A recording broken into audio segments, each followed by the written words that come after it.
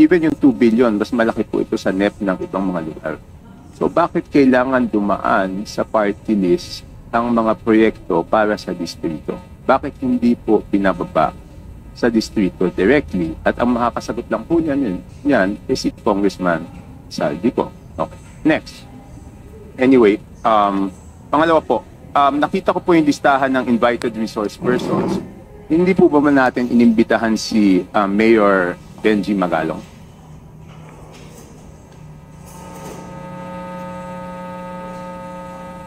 Not for this hearing, Your Honor.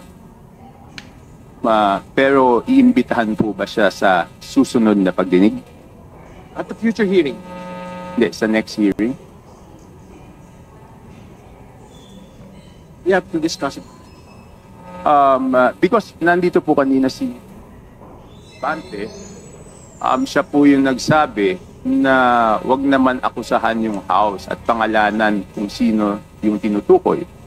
At pumayag naman po si Mayor Magalong na tukuyin pag siya ay inimbitahan ng house kung sino yung tinutukoy niya na pinakamalaki ang nakukuha na 20%. So ang tanong ko po, bakit pa po hindi imbitahan kaagad ng committee para malaman na po natin kung sino yung tinutukoy niya, Mr. Chair? I think we have a commitment that we will invite him. But the commitment is not on the next hearing. Kasi marami po tayong pag-usapan.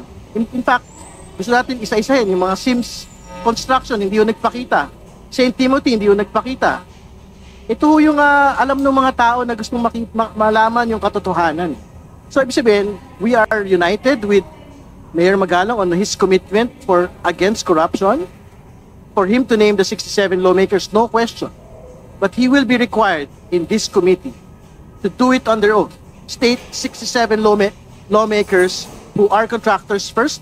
Second, lawmakers who are allegedly receiving 30 to 40% kickback. That will come in due time. That is the commitment of this committee.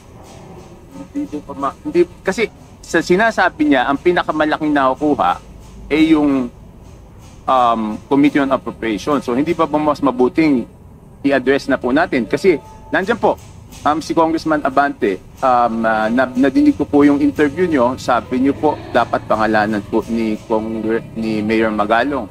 So ayaw nyo bang mag-present ng motion na imbitahan na siya kaagad para pangalanan na rin po niya? At sinabi naman po niya na willing naman po siyang imbitahan. So, Congressman Abante, you're being asked. Should I make the motion now? Better, Mr. Chair, to show na talagang seryoso tayong imbitahan siya. I just have one. Mr. Chair. Before speaking, I have one question lang po to Congressman Chaco. Is this part of your interpellation or what is this? Okay. All right. It's part of my 5 minutes, Mr. Okay, Chair. all right. And after this, I will have no further questions because